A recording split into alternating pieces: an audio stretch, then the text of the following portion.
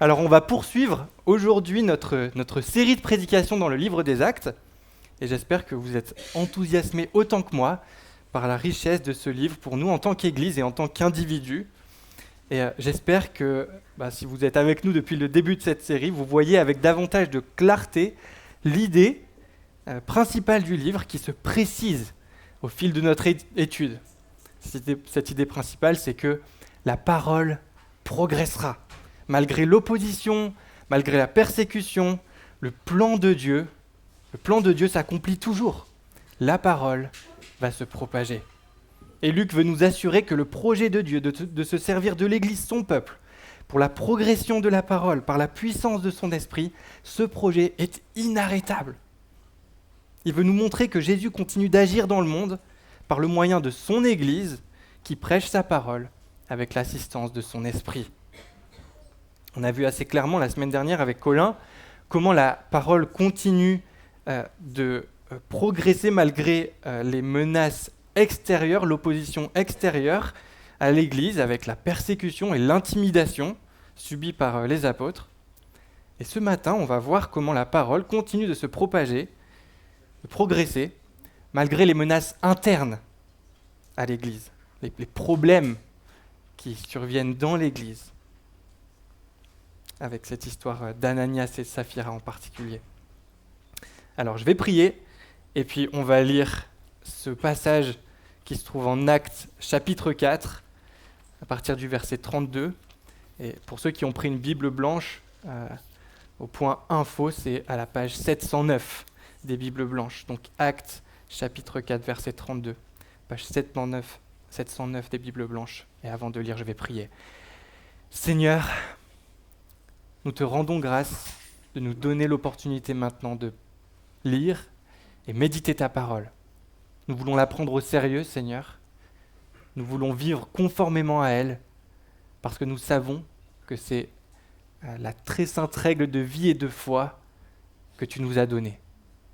Alors on te prie d'ouvrir les yeux et les oreilles de notre cœur, afin que nous sachions comment, sur le plan individuel et en tant qu'Église, mettre en pratique avec une grande fidélité et sagesse les enseignements de ta parole. Aide-nous à te voir plus distinctement, à mieux comprendre en plus de profondeur la richesse de ta grâce et ton évangile. Et on te prie, Seigneur, maintenant d'agir puissamment par l'œuvre de ton esprit dans nos cœurs. Amen. Je lis la parole de Dieu. Acte 4, verset 32. Donc, qui raconte l'histoire du début de l'Église après la mort et la résurrection de Jésus. La multitude de ceux qui avaient cru n'était qu'un cœur et qu'une âme. Nul ne disait que ses biens lui appartenaient en propre, mais tout était commun entre eux. Avec une grande puissance, les apôtres rendaient témoignage de la résurrection du Seigneur Jésus, et une grande grâce reposait sur eux tous, car il n'y avait parmi eux aucun indigent. Tous ceux qui possédaient des champs ou des maisons les vendaient, apportaient le prix de ce qu'ils avaient vendu et le déposaient aux pieds des apôtres, et l'on distribuait à chacun selon qu'il en avait besoin. Joseph, surnommé par les apôtres Barnabas, ce qui signifie fils d'exhortation, lévite, originaire de Chypre, vendit un champ qu'il possédait, apporta l'argent et le déposa aux pieds des apôtres. Mais un homme du nom d'Ananias, avec Saphira, sa femme, vendit une propriété et retint, avec le consentement de sa femme, une partie du prix. Puis il apporta l'autre partie et la déposa aux pieds des apôtres. Pierre lui dit à Ananias, « Pourquoi Satan a-t-il rempli ton cœur, au point de mentir à l'Esprit Saint et de retenir une partie du prix du champ ? Lorsque tu l'avais, ne demeurait-il pas à toi ? Et après la vente, le prix n'était-il pas à ta disposition ? Comment as-tu mis en ton cœur une pareille action ? Ce n'est pas à des hommes que tu as menti, mais à Dieu. » Ananias entendit ces paroles, tomba et expira. Une grande crainte saisit tous les auditeurs. Les jeunes gens se levèrent, l'enveloppèrent, l'emportèrent et l'ensevelirent. Environ 3 heures plus tard, sa femme entra, sans savoir ce qui était arrivé. Pierre lui adressa la parole. « Dis-moi, est-ce à tel prix que vous avez vendu le champ ? Oui, répondit-elle, c'est à ce prix-là. Alors Pierre lui dit, comment vous êtes-vous accordé pour tenter l'Esprit du Seigneur ? Voici, ceux qui ont enseveli ton mari sont à la porte, ils t'emporteront. À l'instant, elle tomba à ses pieds et expira. Les jeunes gens, à leur entrée, la trouvèrent morte. Ils l'emportèrent et l'ensevelirent auprès de son mari. Une grande crainte saisit toute l'Église et tous ceux qui apprirent ces choses. Jusqu'ici, la lecture de la parole de notre Seigneur. Alors j'étais vraiment content d'étudier ce passage cette semaine parce que je ne sais pas pour vous, si ça fait longtemps que vous êtes chrétien et que vous lisez la Bible, que vous connaissez peut-être déjà cette histoire, je ne sais pas pour vous, mais moi j'ai toujours trouvé cette histoire un peu bizarre. Il y a plusieurs enseignements de ce texte qui m'ont particulièrement encouragé et même repris cette semaine alors que je l'étudiais. J'aimerais suggérer que le passage que nous venons de lire est un appel à vivre l'unité de l'Église, premièrement, l'apostolicité de l'Église, deuxièmement, et la sainteté de l'Église, troisièmement, comme le dit le symbole de Nicée qu'on récite parfois. Alors commençons par l'unité de l'Église, l'Église une. Dans la première partie de notre texte, on remarque une très grande unité entre tous les croyants. Même s'ils étaient très nombreux, ils étaient plusieurs milliers, et même si ça ne faisait que quelques semaines que ce groupe de personnes vivait une vie d'église, on voit qu'ils n'étaient qu'un cœur et qu'une âme. Verset 32. C'est-à-dire qu'ils n'avaient qu'une seule volonté. Ils allaient tous dans le même sens. Et en plus, ils mettaient tout en commun de sorte à ce qu'il n'y ait personne qui manque de quoi que ce soit dans la communauté, comme le dit le verset 34. Il y a même un homme qui s'appelait Joseph. Il a vendu un champ pour aider la communauté avec l'argent récolté par la vente. Vous voyez à quoi ressemble concrètement une église unie ? Une église unie, c'est une église qui se rassemble autour d'une vision commune, un projet commun. Et cette vision commune, c'est l'annonce de la résurrection de Jésus-Christ, le progrès de la grâce, comme le dit le verset 33. Mais une église unie, c'est aussi une église qui vit très concrètement la solidarité et l'hospitalité, de sorte à ce que personne ne manque de rien. Pourquoi ? Eh bien parce que quand j'aime mon frère ou ma sœur dans l'église, c'est Christ que j'aime. Et c'est Christ qui l'aime à travers moi.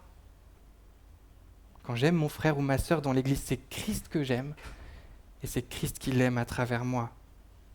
Vivre l'unité, c'est vivre en fait conformément à la réalité que nous sommes un seul corps, unis à Christ qui en est la tête.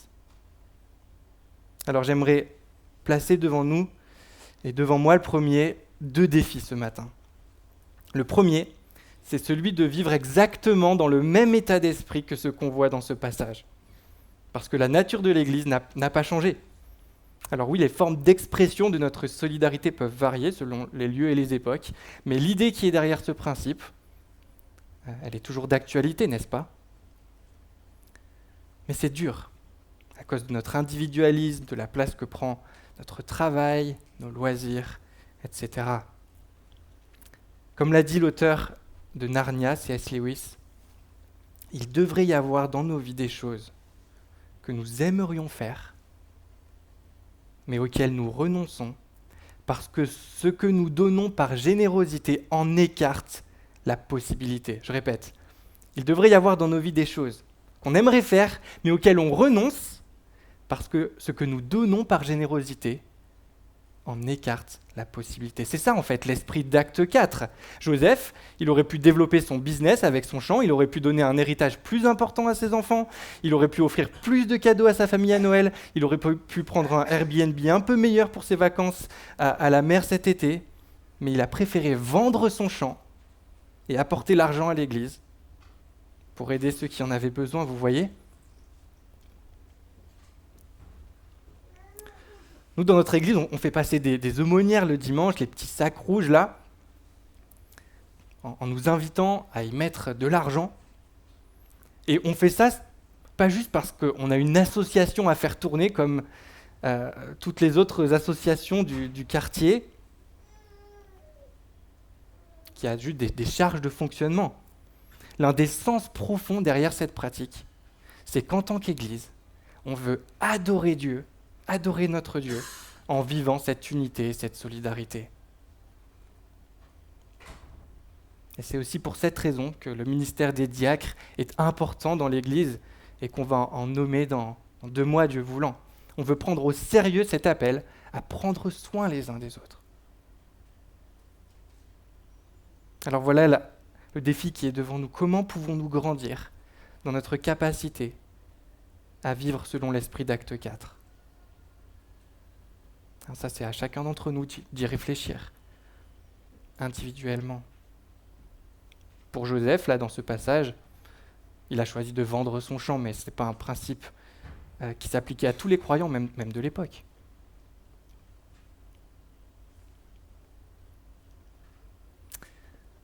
Un autre moyen très concret qui découle de cette idée, c'est l'hospitalité, n'est-ce pas ? Quelqu'un a dit, et je l'ai peut-être déjà dit dans une prédication, mais l'hospitalité chrétienne n'est pas une question de choix. Ce n'est pas une question d'argent, ce n'est pas une question d'âge, de rang social, de sexe, de personnalité. L'hospitalité chrétienne, c'est une question d'obéissance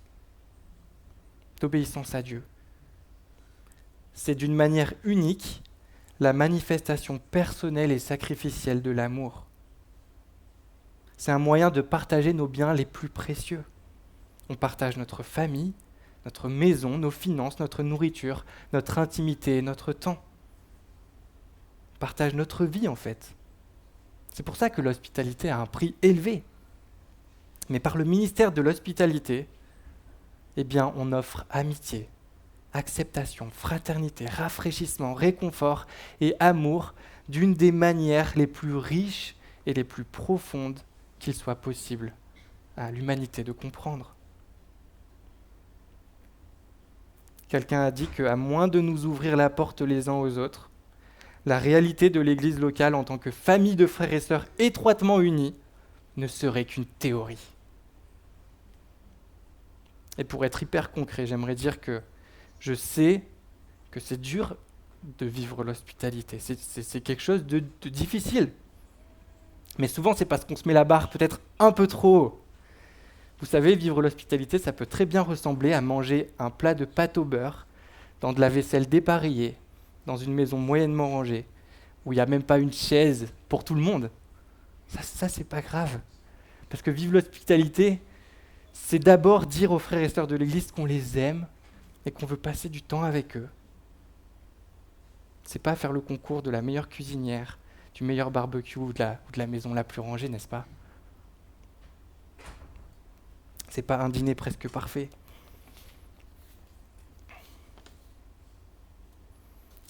Alors voilà, ça c'était le premier défi que je voulais mettre devant nous. Mais il y en a un deuxième qui est encore plus difficile. Imaginez, petit exercice mental, imaginez que je vous demande de vous mettre en binôme avec votre voisin et que l'un de vous doive laver les pieds de l'autre. Vous imaginez la scène, ça va ? Quel rôle est-ce que vous choisissez ? Celui qui lave les pieds ou celui à qui les pieds sont lavés ? Je vous laisse réfléchir.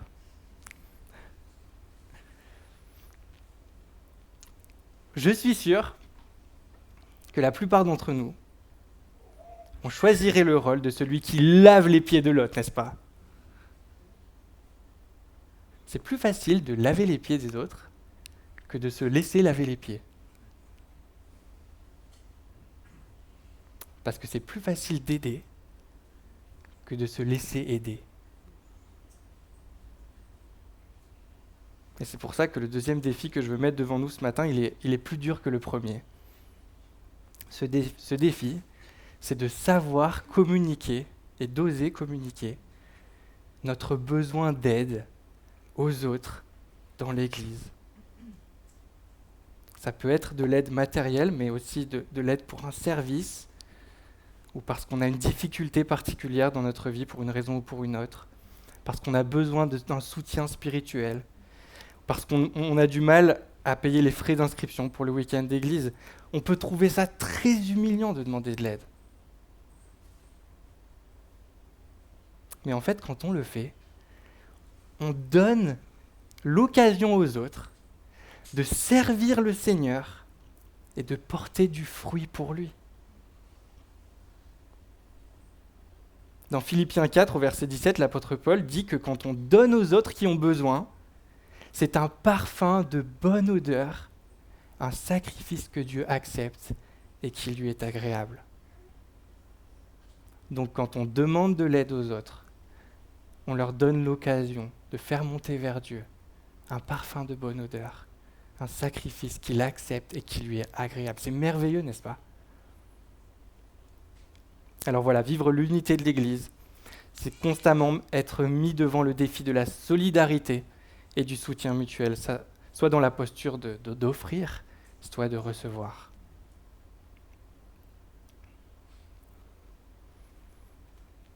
Deuxièmement, ce passage nous invite à vivre l'apostolicité de l'Église. Et on va parcourir ce point assez rapidement parce qu'il est loin d'être central dans ce passage. Qu'est-ce que ça veut dire ? Eh bien, comme nous le montre le verset 33, le fondement de l'Église du 1er siècle, c'est le message de la mort et la résurrection de Jésus annoncé par les apôtres. C'est ça qui fonde la vie de l'Église, avec une grande puissance. Les apôtres rendaient témoignage de la résurrection du Seigneur Jésus et une grande grâce reposait sur eux tous. C'est pour ça que, pour nous, protestants, ce qui définit la nature apostolique de l'Église, c'est la fidélité au témoignage des apôtres, à la Bible, à la parole de Dieu.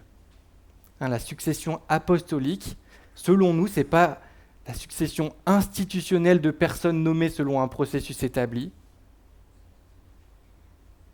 C'est la fidélité au témoignage des apôtres. Voilà pourquoi on accorde une très grande place dans notre Église à la Bible et à son message central, qui est l'évangile de Jésus-Christ. Et voilà pourquoi Luc, l'auteur de ce chapitre qu'on a lu, l'auteur des Actes, parle du progrès de la parole quand il parle de l'Église qui se multiplie dans le monde. En gros, le refrain des Actes, ce n'est pas là où sont les dignes représentants des apôtres, là est le Christ, ou là où sont les dignes successeurs des apôtres, là est le Christ. Non, c'est plutôt là où est la parole de Dieu, là est le Christ.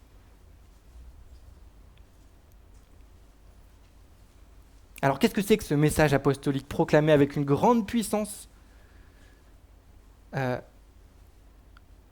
comme nous le dit le verset 33, et qui produit une grande grâce ? Eh bien, on va le voir dans la prochaine partie. Partie 3, l'Église sainte. Troisièmement, ce passage est un appel à vivre la sainteté de l'Église. Et on voit ça en particulier avec cette histoire, comme je le disais, un peu étrange, en tout cas que moi j'ai longtemps trouvé un peu étrange, d'Ananias et Saphira. Et j'aimerais faire quelques remarques pour terminer à propos de ce passage, les 11 premiers versets du chapitre 5. Premièrement, Ananias et Saphira ne sont pas jugés par Dieu parce qu'ils n'ont pas tout donné à l'Église. Peut-être qu'une lecture un peu rapide du passage pourrait nous laisser penser ça. Mais ils sont jugés à cause de leurs mensonges et de leur hypocrisie. Ça, c'est le verset 4 qui nous permet d'être sûrs de ça. Pierre dit à Ananias, lorsque tu l'avais, tout l'argent récolté par le champ, lorsque tu l'avais, ne demeurait-il pas à toi ? Et après la vente, le prix n'était-il pas à ta disposition ? Sous-entendu, il n'y avait aucun problème si tu gardes tout l'argent de la vente de ton champ.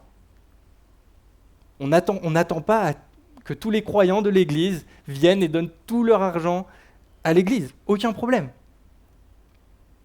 Non. C'est leur mensonge et leur hypocrisie, le problème. Ananias et Saphira ont voulu servir 2 maîtres en paraissant n'en servir qu'un. Et c'est ça le problème. Et cet événement nous montre la gravité de leur attitude. Le mensonge et l'hypocrisie sont graves parce que, comme le dit le réformateur Jean Calvin, ils révèlent qu'ils sont davantage préoccupés à honorer les pieds des apôtres que les yeux de Dieu.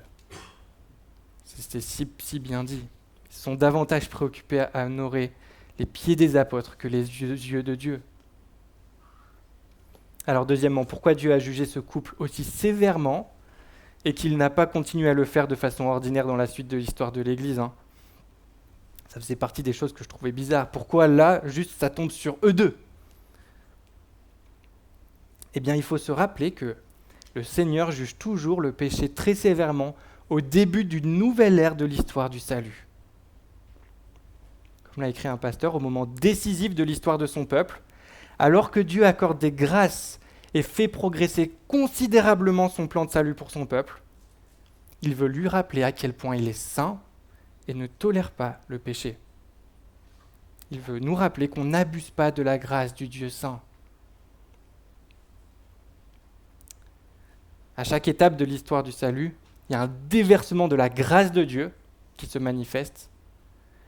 Et en même temps, il veut montrer que la grâce de Dieu n'a rien à voir avec le laxisme. Être au bénéfice de la grâce de Dieu ne veut pas dire faire ce qu'on veut et ne pas considérer l'importance de la sainteté de Dieu et la gravité du péché. Regardez, dans l'Ancien Testament, la première partie de la Bible, au début de la lignée des prêtres, les deux fils d'Aaron qui ont apporté un feu étranger à Dieu sont jugés sur le coup. Au début de la conquête de Canaan, il y a un homme qui s'appelle Akan qui a volé un manteau et de l'or chez l'ennemi. Et pareil, il est jugé sur le coup. Et Luc voulait probablement nous faire penser à cette histoire de façon assez subtile en racontant l'histoire d'Ananias et Saphira parce qu'il utilise un verbe, le verbe retenir, là au verset 2, il retint avec consentement de sa femme une partie du champ. Ce verbe, il est utilisé que 3 fois dans la Bible et une fois c'est ici et l'autre fois c'est pour parler dans la version grecque de l'Ancien Testament du jugement d'Akan, de ce qu'a fait Akan.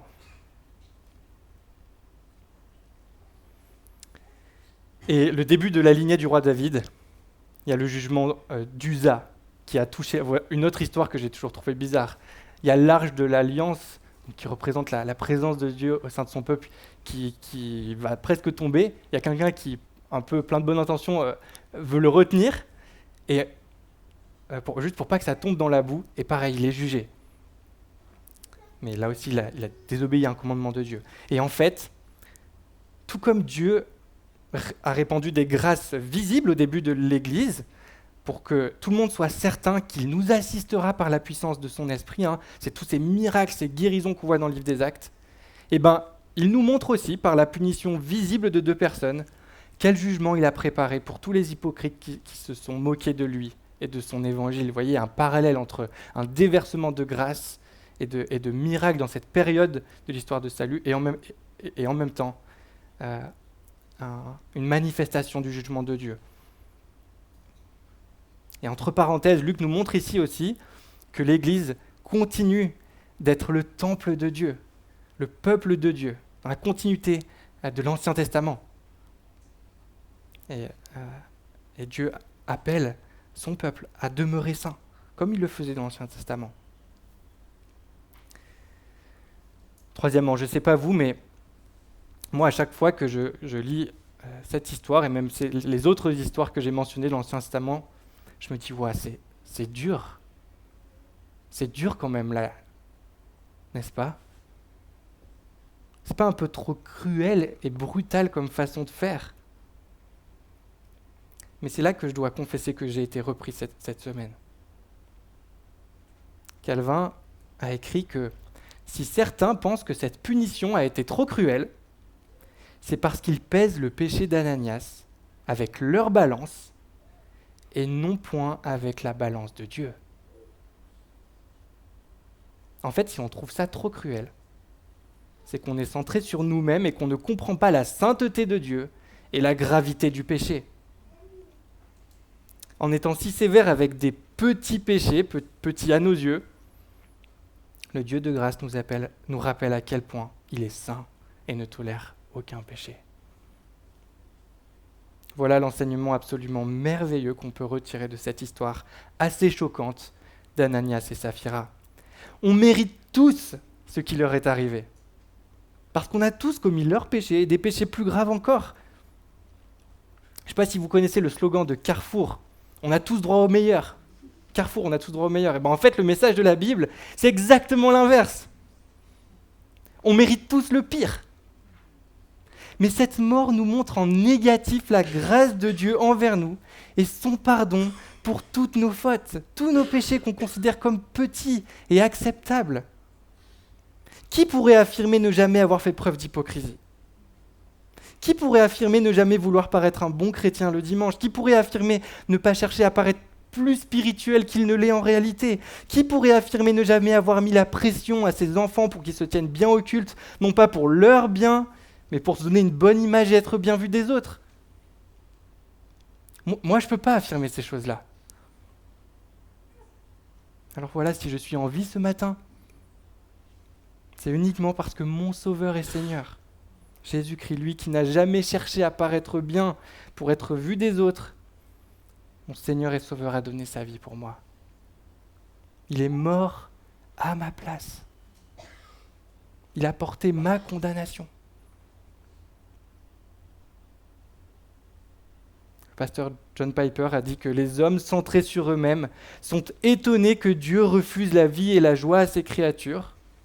Mais la Bible, centrée sur Dieu, s'étonne de ce que Dieu refuse le jugement aux hommes. C'est ça qui est étonnant. Autrement dit, ce qui devrait nous surprendre quand on lit cette histoire d'Ananias et Saphira, c'est pas ce qui leur est arrivé, mais c'est que ce qui leur est arrivé ne nous arrive pas à nous.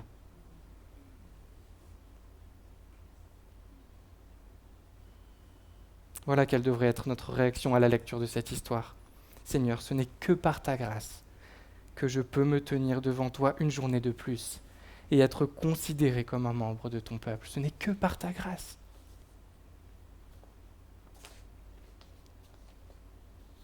Et j'aimerais terminer en disant que cette histoire nous montre à quel point il faut prendre le péché au sérieux et l'Église au sérieux. Je termine avec ces quelques pistes d'application. Il faut prendre le péché au sérieux dans notre vie parce que le péché, c'est grave.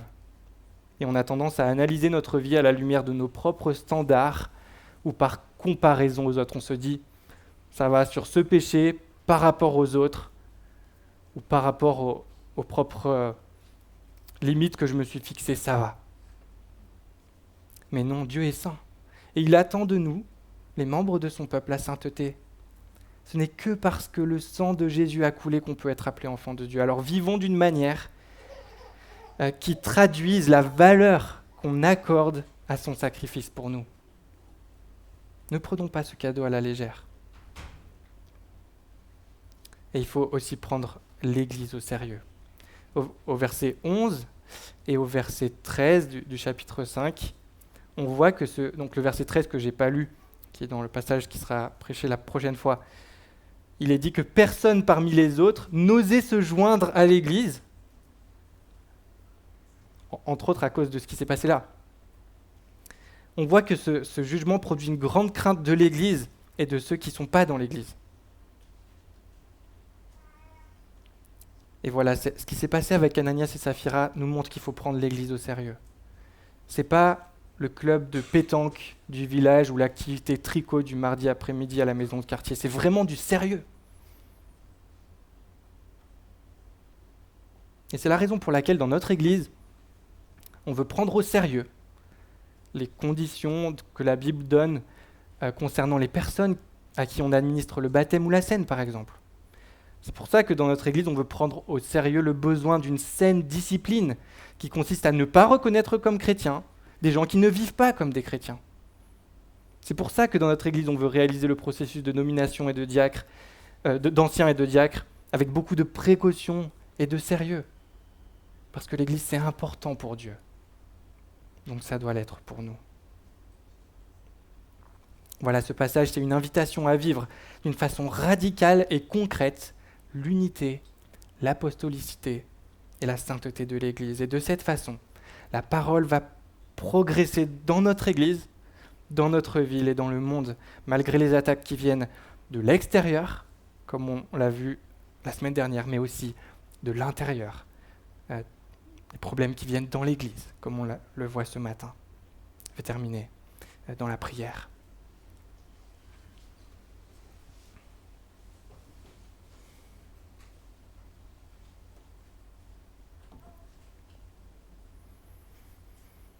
Seigneur, si nous pouvons nous tenir debout devant toi, si nous pouvons être appelés par toi, tes enfants, ton peuple, c'est comme on l'a vu ce matin, uniquement par le moyen de ta grâce, déversée avec abondance envers nous. Seigneur, aide-nous à prendre au sérieux ta parole et tout ce qu'elle implique très concrètement dans nos vies. Aide-nous à manifester l'unité à laquelle tu nous appelles, à grandir dans ce domaine. Aide-nous à nous attacher au message des apôtres, témoignage de la résurrection, de la mort et de la résurrection de Jésus. Et aide-nous à grandir dans notre vision de ta sainteté et de la gravité de notre péché, afin de nous éloigner le plus possible de l'hypocrisie et du mensonge dans lesquels il est si facile de tomber. On est tous coupables d'une manière ou d'une autre de ce péché. Nous voulons le reconnaître, implorer ta grâce, te demander pardon pour cela et te demander ton aide pour lutter contre les attaques de l'ennemi qui viennent de l'extérieur mais aussi de l'intérieur, dans nos propres cœurs, dans notre communauté, avec beaucoup de zèle et de radicalité. Seigneur, on fait appel à ton esprit tout-puissant, qui vient nous secourir et nous conduire. Et on a confiance qu'il nous assistera jusqu'à la fin. Amen. Amen. Je vous invite à